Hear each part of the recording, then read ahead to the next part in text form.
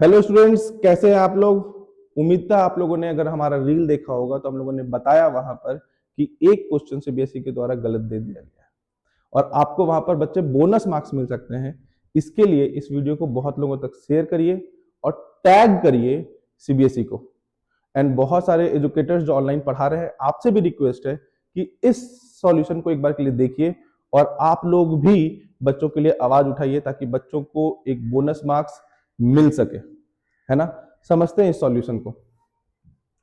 ये क्वेश्चन आया था बच्चा, यहां पर आप देखेंगे तो पीटी की जो लंबाई थी ये 80 सेंटीमीटर दी गई है और बोला गया है कि पीटी और क्यूटी एक टेंजेंट है फ्रॉम द पॉइंट टी, जिसके वजह से इस क्यूटी की जो लंबाई होती ये भी कितनी हो जाती 80 सेंटीमीटर और बीटी की जो लंबाई होती ये कितनी हो जाती 80 माइनस 35 45 सेंटीमीटर। जिन बच्चों ने ये किया है बहुत बढ़िया, बट कुछ बच्चों ने अगर इसको नहीं किया है और सिर्फ क्वेश्चन अटेम्प्ट किया है तो आपको बच्चे मार्क्स मिल सकते हैं सीबीएसई के द्वारा, क्योंकि इस क्वेश्चन में थोड़ा सा ग्लिच है। अब मैं कॉन्सेप्ट नंबर 2 की बात करता हूं। एक कॉन्सेप्ट तो आप समझ गए, मैं कॉन्सेप्ट नंबर 2 की बात करता हूं। मैं ज्वाइन करता हूं एनटी को और मैं बात करता हूं triangle N B T and triangle M T Q. मैं इस दोनों ट्रायंगल के ऊपर मैं आपसे जिक्र करना चाहता हूं। आप देखिएगा, from the centre a line drawn from the centre to the tangent is perpendicular to it और एम आपको सेंटर दे रखा है, तो एम से क्यू परपेंडिकुलर क्वेश्चन भी बता रहा है और ये भी 90 डिग्री। तो one angle N B T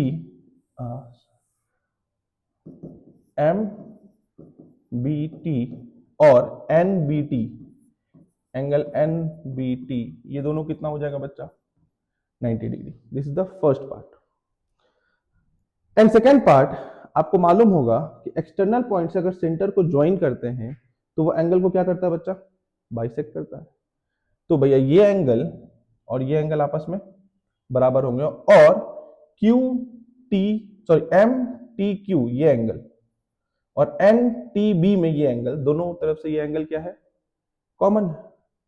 तो N T B is equals to M T Q, reason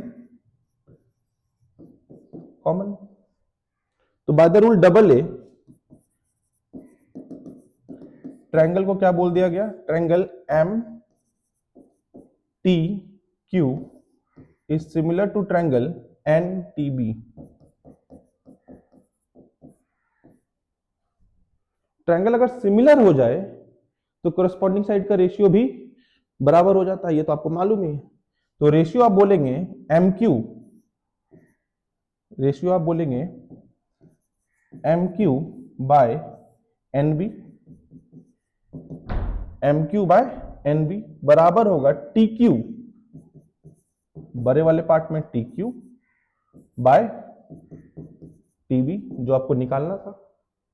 अब आप एम क्यू की वैल्यू को अगर लेंगे, एम क्यू की वैल्यू कितनी आ रही है बच्चा 13, एन बी की वैल्यू कितनी आ रही है 8 और टी क्यू की वैल्यू कितनी आ रही है, टी क्यू की वैल्यू 35, ये 80 है तो 80 और टीबी आपको निकालना है। तो यहां से जो आप टीबी कैलकुलेट करेंगे वो कितना कैलकुलेट करेंगे 80 इंटू 8 बाय 13, जो कि 45 तो नहीं होने वाला है क्योंकि ये डिविजिबल ही नहीं है ना। इस चीज को हम लोगों ने सॉल्व करके भी यहां पर दिखाया सेम और आंसर आपका आया 49.23।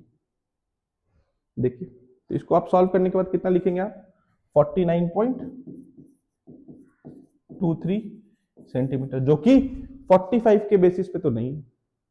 अब इसमें से कुछ लोग कहेंगे बच्चा कि ये कैसे जरूरी है कि हम एनटी को जो ज्वाइन कर रहे हैं और एमटी को जो ज्वाइन कर रहे हैं वो एक ही लाइन हो सकता है, that can be two different lines. But मैं आपको एक बात ध्यान दे रहा हूं कि ये क्वेश्चन बहुत क्लियरली कहा है कि टी क्यू और टीपी, क्योंकि बच्चा मैं आपको बता रहा हूं इस क्वेश्चन को गलत करने से पहले हम लोगों ने बहुत सारा रिसर्च किया, हम लोगों ने एआई से भी बात की, हम लोगों ने वहां से भी समझा, और भी टीचर्स हम लोग डिस्कस किए आपस में। जब हम लोग टीचर्स के साथ डिस्कस करे थे तो कुछ क्वेरीज इस तरीके से निकल करके आई, how we can say that ये जो एंगल टी है ये एक ही एंगल के बारे में बात कर रहे हैं, मतलब एन टी बी और एम टी क्यू एक सेम एंगल है जिसके बारे में हम जिक्र कर रहे हैं। ये भी तो हो सकता था कि यहां से हम एक कोई दूसरा लाइन लेकर के जाए जो कि इसको मीट करे, तो ये पॉसिबिलिटीज नहीं होगी। इसका रीजन क्या है आपको मैं समझाता हूं।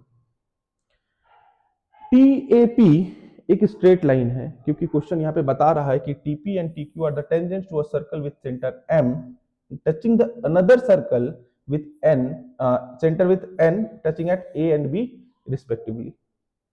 मतलब टी से एक टेंजेंट टीपी और टीक्यू ड्रॉ किया गया जो कि दूसरे सर्कल को टच कर रहा है ए और बी पे। तो इसका मतलब बहुत क्लियर है कि T A P T B Q are the collinear points, that means these two are the straight line। अब तो ये एंगल एक ही एंगल है।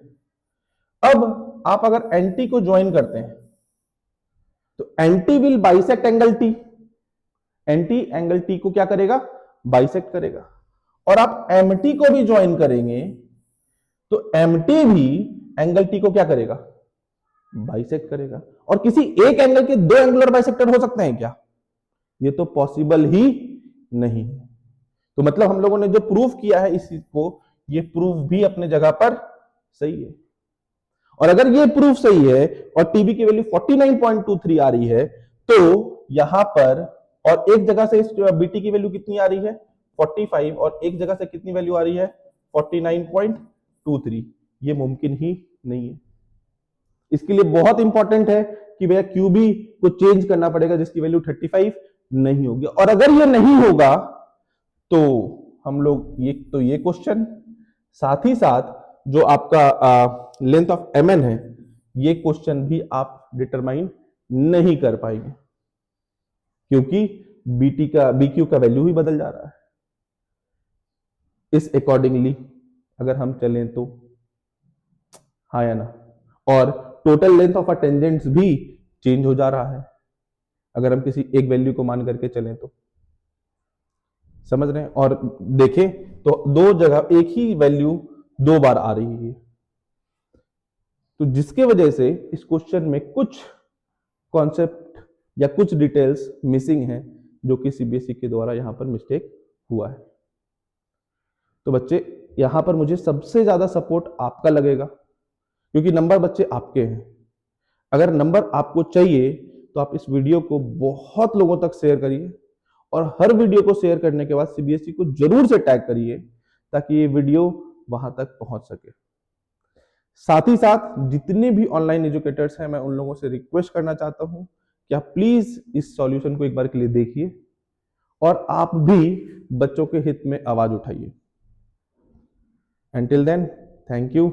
मिलते हैं हम लोग आपसे नेक्स्ट वीडियो में। बच्चों के लिए हम लोग हमेशा खड़े हैं।